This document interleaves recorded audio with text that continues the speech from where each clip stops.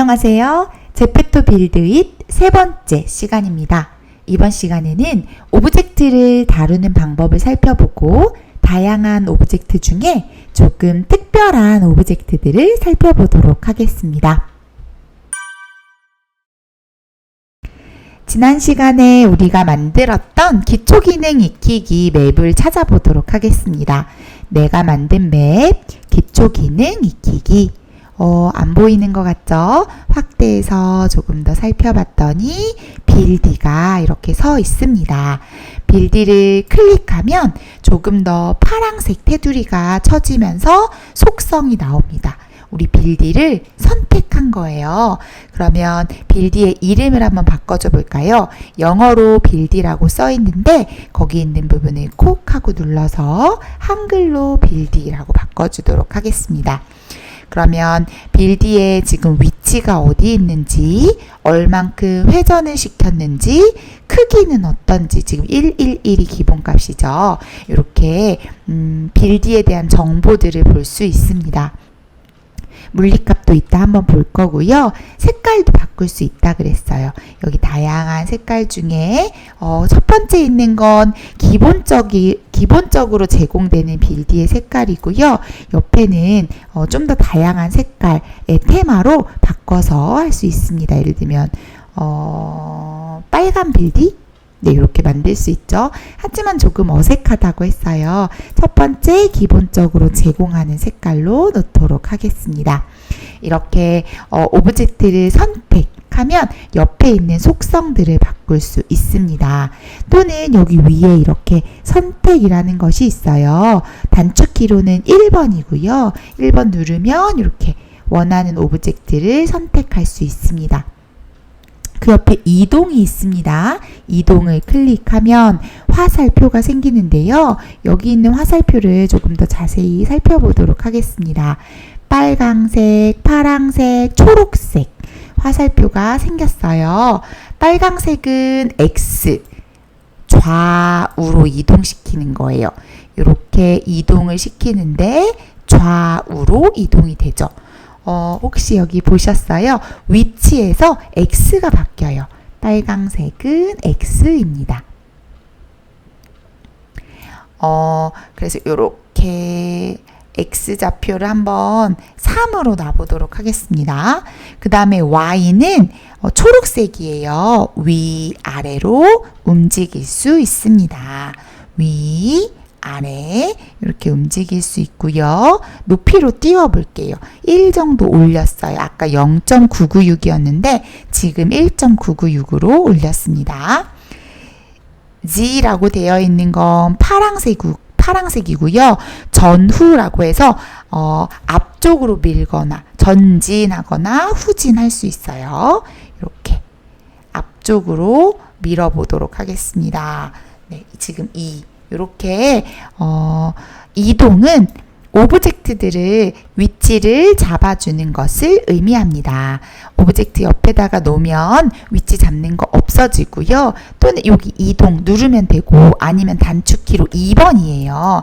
요거 선택하고 2번 누르면 이렇게 생겨요. 이렇게 데리고 이동시킬 수 있습니다. 그러면 이번에는 회전이에요. 빌디가 지금 저쪽을 보고 있으니까 뒷모습을 우리가 보고 있잖아요. 지난번에는 이렇게 화면을 돌렸어요. 시점을 돌렸는데 이번에는 이 빌디를 한번 돌려보도록 하겠습니다. 그러려면 회전 누르면 바뀌었죠. 기본적으로 우리 세 가지 축으로 돌린다고 하는데 X축, Y축, Z축이고요. 회전에서 X, Y, G가 순서대로 RGB라고 해서 R, 레드, 그린, 블루 순서예요. 이번에 우리 요 앞을 보게 돌린다고 했죠? 그러니까 요번에 요렇게 네, 이렇게 돌리면 앞을 보고 서 있는 것을 만들 수 있겠죠? 그 다음 크기예요. 단축키는 2번입니다. 3번이에요. 3번 1번 선택, 2번 이동, 3번 회전이에요. 순서예요. 1번, 2번, 3번. 4번은 뭘까요? 크기예요. 크기. 역시 빨강, 초록, 파랑 나왔죠. 크기는 지금 원래 기본은 111인데요. 이렇게 늘어나고요.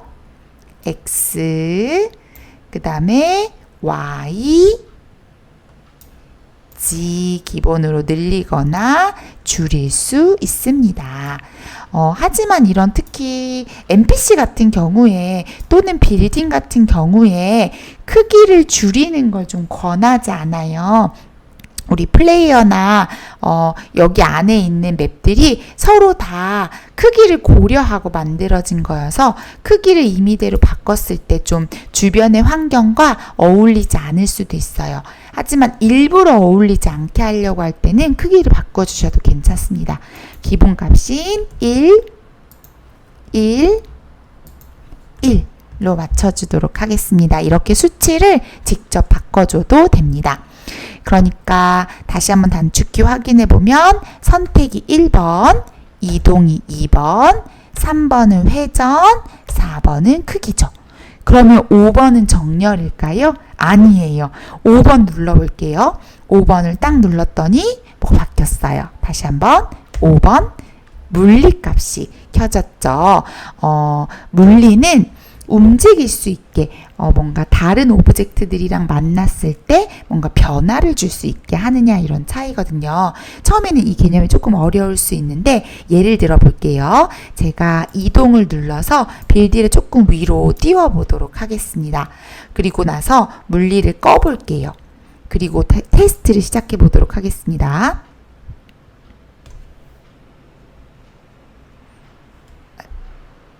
그러면 빌디가 이렇게 하늘 위에 떠 있잖아요. 빌디가 떠 있어요. 아무런 변화도 일어나지 않아요. 위에서 지금 하늘 위에서 고정되어 있죠. 좀 무섭네요. 자, 그리고 나서 제가 다시 빌디를 물리를 켜볼게요. 중력이 있으니까, 즉 밑으로 잡아당기는 힘이 있으니까 아마 빌디가 밑으로 떨어지겠죠? 한번 볼까요? 테스트. 슝! 오, 내려왔어요. 그쵸? 아까는 중력을 주지 않았을 때, 고정시켜 놨을 때는, 물리값이 없을 때는 위에 그냥 고정되어 있었는데, 처음 만들어 놓은 대로 고정되어 있었는데, 물리값을 주니까 바닥으로 떨어졌죠. 네. 중력을 빼줄 수도 있어요. 중력을 빼줄 수도 있고요. 그러면 떨어지지 않겠죠. 아니면 충돌만 할 수 있을 거예요. 그래서 점프맵 같은 거 할 때 위에 떠 있지만 떨어지지 않는 점프맵을 만들 때에는 물리를 꺼두시고, 즉 고정시켜 놓으시고 활용하는 것이 좋습니다. 지금은 물리값을 꺼두도록 하겠습니다. 그리고 빌리도 원래 자리로 좀 내려놓을게요. 자, 그 다음 마지막 6번은요, 정렬이에요. 정렬은 어떤 것이 변화되는지 한번 살펴보세요. 정렬을 눌렀더니, 누르고, 켜고, 없애고, 켜고. 정렬은 여기 줄이 쳐져 있는데, 일정한 간격으로 줄을 설 수 있게 만들어주는 거예요. 오브젝트를 이동하거나 회전하거나 크기를 조절할 때 정렬을 눌러놓으면 일정한 간격대로 할 수 있습니다. 오브젝트 NPC, 자, NPC에 있는 빌디를 조금 더 여러 명 만들어 볼게요. 지금 정렬이 켜져 있죠? 제가 탕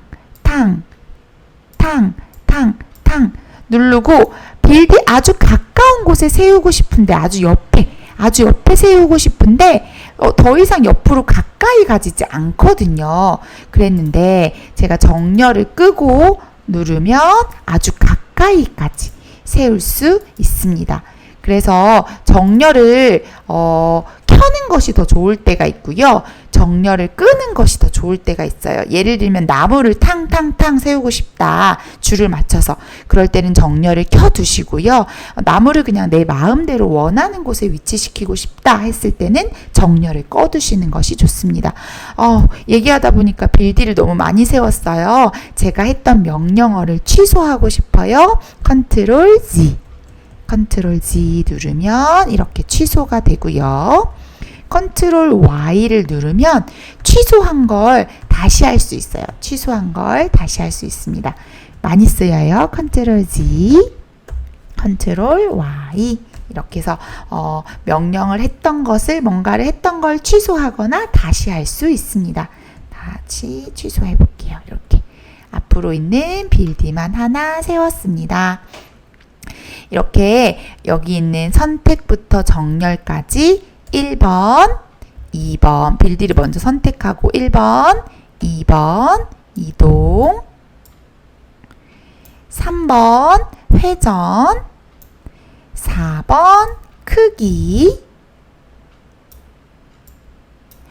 5번은 고정이었어요. 물리값을 주느냐 안 주느냐. 6번 정렬까지 해서 위에 있는 걸 가지고 위에 있는 메뉴들을 가지고 이 오브젝트들을 만질 수 있습니다. 컨트롤 G 누르면 했던 명령어 취소해서 아까 처음으로 돌아갈 수 있겠죠. 자, 이번에는 여기 있는 이제 오브젝트들을 좀 살펴볼 건데요. 오브젝트 종류가 어마어마하게 많습니다. 그리고 좀 영어로 쓰여져 있어서 불편하지만 그림으로 보고 원하는 걸 이렇게 찾아서 넣을 수 있어요. 굉장히 다양한 오브젝트들이 있고요. all에서는 여기 있는 오브젝트의 모든 것을 볼 수 있습니다.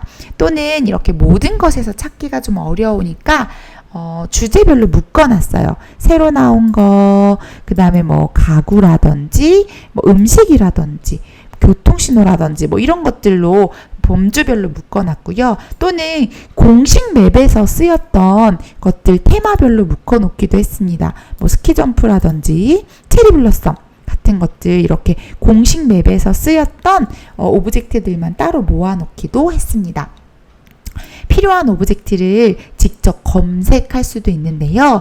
검색할 때 주의해야 될 건 여기 이렇게 아까 체리블러썸이랑 제가 빌딩만 놓는다면 그 안에서만 검색이 되기 때문에 all 테마 그 다음에 all 해놓고 검색을 하시면 됩니다. 침대를 검색하고 싶어요. 한글로 침대 검색하면 안 나와요. 영어로 오브젝트 이름으로 검색하셔야 돼요. 이렇게 침대 찾아서 탕 하고 놓을 수 있겠죠. 오브젝트를 선택하고 배치할 때 계속 따라다녀요. 그럴 때 오른쪽 마우스 탕 누르면 이제 더 이상 안 따라다니게 할 수 있습니다. 여기 있는 오브젝트들은 많이 보면 많이 볼수록 좋습니다.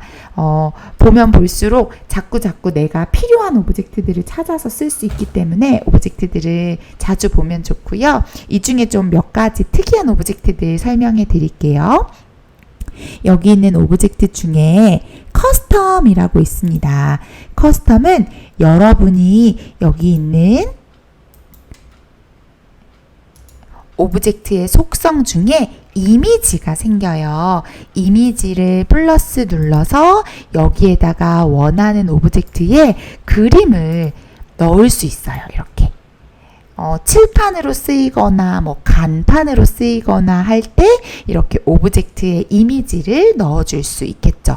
커스텀 오브젝트 큐브에도 커스텀 오브젝트에서 큐브에도 원하는 이미지를 넣을 수가 있습니다.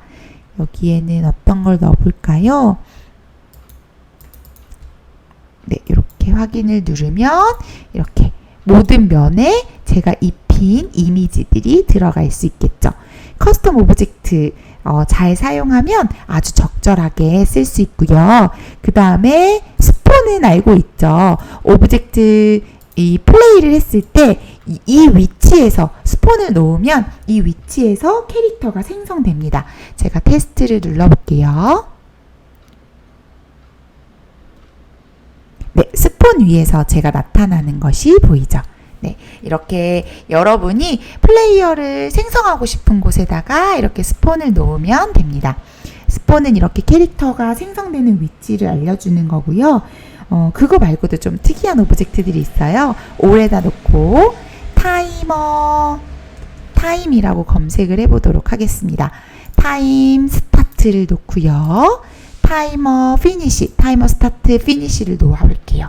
그리고 나서 다른 오브젝트들은 좀 지워보도록 하겠습니다. 지울 때 어떻게 지울까요? 오른쪽 눌러서 삭제. 지난 시간에 봤죠? 삭제 또는 이렇게 드래그한 채로 딜리트 누르시면 됩니다. 이 스폰을 지워볼게요. 테스트.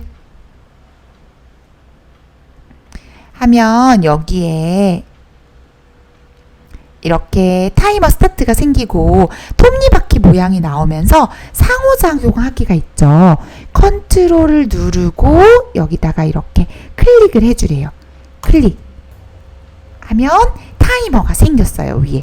그리고 나서 타이머가 언제 멈추냐면 제가 여기 피니시 라인을 통과하면 폭죽이 날리면서 타이머가 멈추는 것을 볼 수 있습니다.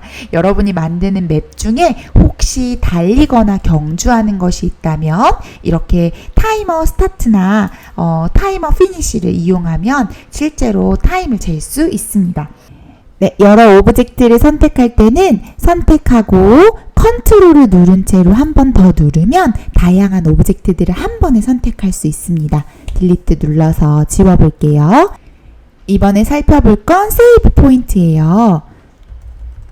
네, 세이브 포인트 띄어쓰기 안 되면 검색 안 되네요. 세이브 눌러서 세이브 포인트 하나 딱 놓으면 포털이랑 같이 쓰래요.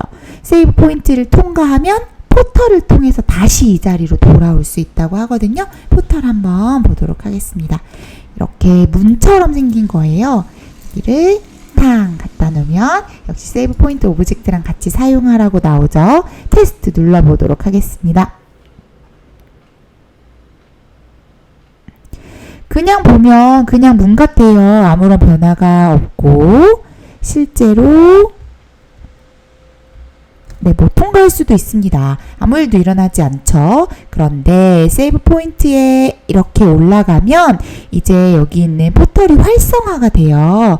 여기 가까이 간 다음에 컨트롤 누르고 여기 화살표를 딱 누르면 어디로 가냐면 세이브 포인트로 한 번에 땅 하고 갈 수 있습니다.